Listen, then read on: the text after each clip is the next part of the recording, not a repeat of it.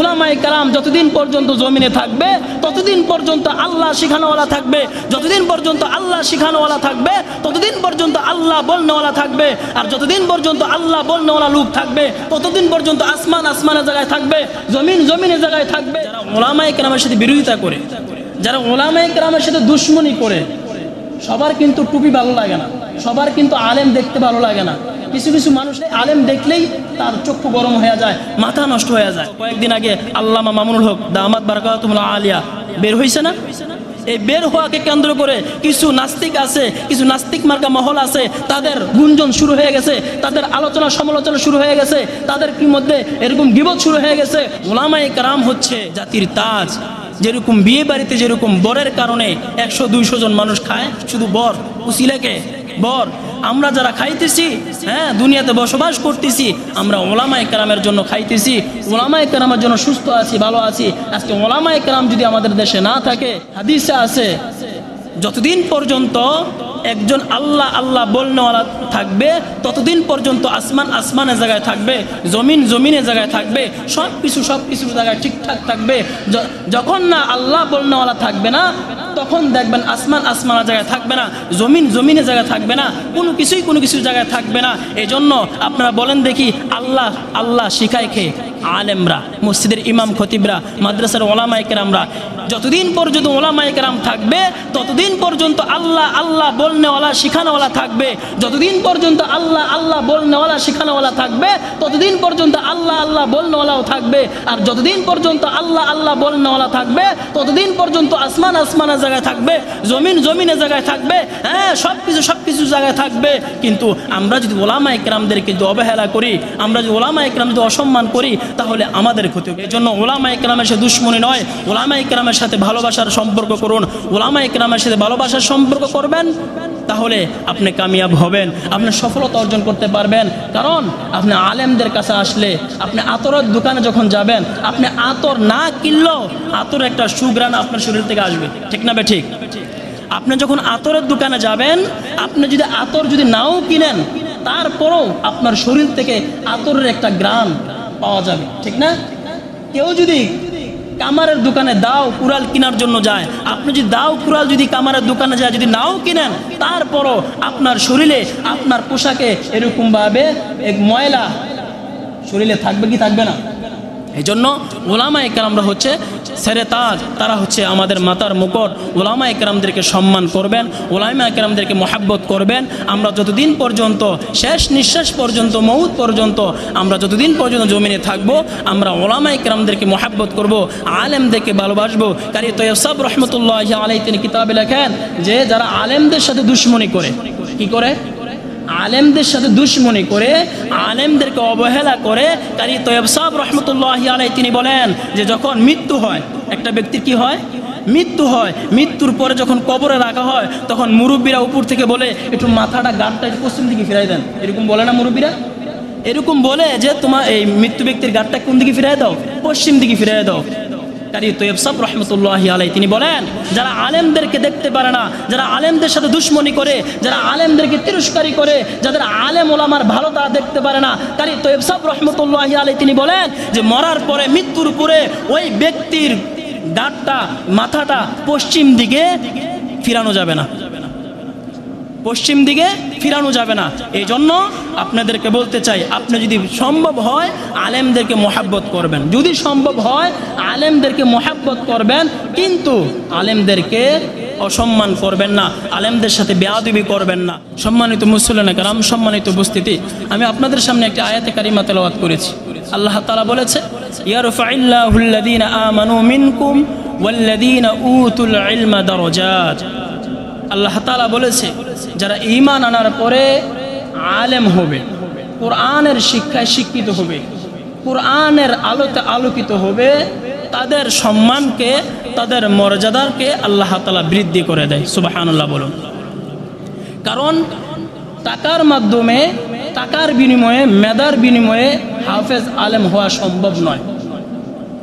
টাকার বিনিময়ে যদি, মেধার বিনিময়ে যদি হাফেজ আলেম হওয়া যেত, যত বড় লোক আছে, কুটিপতি আছে, সমস্ত বড় লোকের সন্তানেরা হাফেজ আলেম হইতো, ঠিক না বেঠিক? টাকা পয়সা দিয়া আমি যদি বলি আমার টাকা আছে, আমার টাকার জোরে আমি আমার সন্তানকে হাফেজ বানাবো, সম্ভব নয়। আমি আমার টাকার জোরে আমার সন্তানকে আলেম বানাবো, সম্ভব নয়। কারণ এটা আসমানি গ্রন্থ, এটা আসমান থেকে আসছে। আল্লাহ তাআলা আপনি যেরকম ভাবে যাকে তাকে যেরকম ভাবে আপনি কাজের লোক হিসাবে নেন না, যাকে তাকে যেরকম ক্ষেতের মধ্যে বদলি নেন না, যাচাই বাছাই করে করে নেন, ঠিক সেম আল্লাহ তাআলা যাকে তাকে আল্লাহ তাআলা কোরআনের জ্ঞান দান করবেন না, যাকে তাকে আল্লাহ তাআলা কোরআনের নূর দান করবে না। আল্লাহ তাআলা যাকে ভালোবাসবেন, যাকে জান্নাত দিতে চায়, মাইয়ুরিদিল্লাহ বিহি খায়রান ইউফাক্কিহু ফিদ্দিন। আল্লাহ নবী বলেন যাকে আল্লাহ তাআলা কল্যাণ দিতে চায়, যাকে আল্লাহ তাআলা কামিয়াবি সফলতা দিতে চায়, ওই বান্দাকে আল্লাহ তাআলা আলেম হিসাবে কবুল করে। এই জন্য হাফেজ হওয়া, আলেম হওয়া এটা মেধার জোরে সম্ভব নয়, টাকার জোরেও সম্ভব নয়। এটা মুরব্বীদের দোয়া, উস্তাদদের দোয়া এবং আল্লাহর ইহসান থাকতে হয়। যদি এগুলো যদি না থাকে, যত মেধাবী হোক, যত মেধাবী হোক, আপনি হাফেজ আলেম হওয়ার পরও দিনের কোনো খেদমতে কাজে আসে না।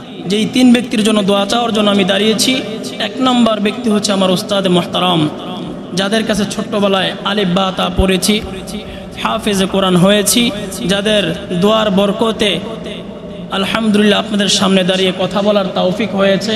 আপনারা শুনে খুশি হবেন। মহাসিন ভাই আছে, হুমায়ুন ভাই আছে, যারা আমার মসজিদ চিনেন, যারা অবগত আছেন, যারা একটু খবর রাখেন, আলহামদুলিল্লাহ আপনাদের দোয়ার বরকতে চান্দিনা থেকে নিয়ে জলম পর্যন্ত আলহামদুলিল্লাহ দূর দূরান্ত থেকে আমার পিছনে জুমা পড়ার জন্য মানুষ আসে। এটা আমার কোনো ক্রেডিট নয়, আমার কোনো এলমি যোগ্যতা নয়, এটা আমার মা বাবার দোয়া, ওস্তাদের দোয়া, আল্লাহর ইহসান। কারণ নিজের যোগ্যতার বলে কিছু হয় না। আল্লাহ তাআলা যাকেই দারাজাত দেয়, সম্মান দেয়, সেই সম্মানিত হয়। তো আমি আমার ওস্তাদদের জন্য দোয়া চাই, বিশেষ করে হাফেজ মাওলানা শামীম হাসান সাহেব দামাত বরকাতুল আলিয়া, হাফেজ সত্তার সাহেব দামাত বরকাতুল আলিয়া সহকারে ছোট্টবেলা থেকে যাদের কাছে আমি পড়াশোনা করেছি, তাদের নেক দোয়া, তাদের নেক নজর, তাদের সব কিছুর বিনিময়ে আল্লাহ তাআলা আমাকে ওই জায়গা পর্যন্ত পৌঁছেছে। তো তাদের জন্য আপনাদের কাছে দোয়া চাই, আল্লাহ তাআলা যেন ওস্তাদদেরকে নেক হায়াত দান করে, সুস্বাস্থ্য দান করে, সুস্থতার মতো নিয়ামত দান করে, দুনিয়া আখিরাতের কল্যাণ দান করে, হায়াতে বারাকা দান করে, রিজিকে বারাকা দান করে, ইলমে বারাকা দান করে। সকল বলুন আল্লাহুম্মা আমিন। 2 নম্বর দোয়া হচ্ছে ওই ব্যক্তিদের জন্য, আপনারা শুনে খুশি হবেন, আনন্দিত হবেন, যে আমাদের বরাটে এক সময় আলেম ছিল না, 2 জন ছিল, 2-3 জন ছিল, মমতাজ মোতালিব হুজুর, ওসমান হুজুর, সত্তার হুজুর, এরকম 2-3 জন হাতে গোনা ছিল। আপনারা শুনে খুশি হবেন আমাদের বরাটে এখন আলহামদুলিল্লাহ 25 থেকে নিয়ে 30 জন পর্যন্ত হাফেজ আলেম আছে, আলহামদুলিল্লাহ বলেন। এগুলো সব আপনাদের সন্তান, হয়তো কারো বাতিজা, কারো ভাই, কারো ছেলে, এগুলো আপনাদের সন্তান। তো এই যে আপনার সন্তানগুলো, আপনার ছেলেগুলো, আপনার বাতিজাগুলো আলেম হয়েছে, মাদ্রাসার মুহতামিম হয়েছে, মসজিদের খতিব হয়েছে, এগুলো এলাকার জন্য গর্ব, এলাকার জন্য বড় একটা সম্পদ, বড় একটা পাওয়া। আমি 2 নম্বরে দোয়া চাচ্ছি বরাট আলেম সমাজের জন্য। বরাট আলেম যারা আছে, আমরা সকলের জন্য এক হয়ে এবং নেক হয়ে সমাজের জন্য, দেশের জন্য, দোষের জন্য যেন খেদমত করতে পারি। আল্লাহ তাআলা যেন সকলকে হিম্মত দান করে, সাহস দান করে, এবং সর্বকাজে সর্ব অবস্থায় সাহস এবং ধৈর্য। কোনো ব্যক্তি, কোনো ভাই যদি সকল কাজের সফলতা পেতে চায়, 1 নম্বরে ধৈর্য লাগবে, 2 নম্বরে পরিশ্রম লাগবে। পরিশ্রম আর ধৈর্য ছাড়া কেউ সফলতার দ্বারপ্রান্তে পৌঁছতে পারবে না। ধৈর্য আর হচ্ছে পরিশ্রম, এই 2টা সিফাত, 2টা গুণ বান্দাকে, ব্যক্তিকে সফলতার পর্যায়ে নিয়ে যায়। এই জন্য আমি বরাট আলেম সমাজের জন্য দোয়া চাই, আল্লাহ তাআলা যেন সকলকে এই সমাজের জন্য, এই প্রতিষ্ঠানের জন্য, এলাকার জন্য, সবার জন্য কাজ করতে পারি, মৌত পর্যন্ত যেন সমাজ নিয়ে থাকতে পারি। সকল বলুন আল্লাহুম্মা আমিন। 3 নম্বর ব্যক্তি, তাদের জন্য দোয়া, আমার মুরব্বী বাবারা। আমি ছোট্টবেলা দেখতেছি রেণু সরকার, আমার তৈব দাদা, আমার বাবা সহকারে অসংখ্য মুরব্বী অনেকের আমরা, তারা দিন রাত 24 ঘন্টা এই প্রতিষ্ঠানের জন্য, এই বাগানের জন্য পরিশ্রম করেই যাচ্ছে। অনেক অনেক মুরব্বী বাবারা দুনিয়া থেকে চলে গেছে, যেমন পরবারা সুলাইমান ভাই, এবং অনেক মুরব্বীরা, এই সামুরাবাড়ি অনেক মুরব্বীরা অনেকে চলে গেছে। তো যে মুরব্বীরা আমি ছোট্টবেলা থেকে দেখতেছি তারা মাদ্রাসার জন্য সময় দিয়ে বিভিন্নভাবে সহযোগিতা করতেছে। আমার বাবা অসুস্থ, হাজী সাহেব বিছানায় পড়া অসুস্থ, আমার দাদাও অসুস্থ, রেণু সরকার সাহেবও খুব অসুস্থ, বয়স তো হয়েছে। এক সময় তারা তো থাকবে না, প্রতিষ্ঠান ঠিকই থাকবে, ঠিক না ঠিক? এক সময় আমার মুরব্বী বাবারা তারা থাকবে না, কিন্তু প্রতিষ্ঠানের জায়গায় থাকবে। এজন্য আমি আমার মুরব্বী বাবাদের জন্য দোয়া চাই, যারা আছে তাদেরকে যেন নেক হায়াত দান করে, সুস্বাস্থ্য দান করে, সুস্থতার মতো নিয়ামত দান করে, জটিল কঠিন রোগ শোক থেকে, আফত মুসিবত থেকে যেন আল্লাহ তাআলা হেফাজত করে, আর আল্লাহ তাআলা তাদের খেদমত যেন কবুল করে। সকল আল্লাহুম্মা আমিন।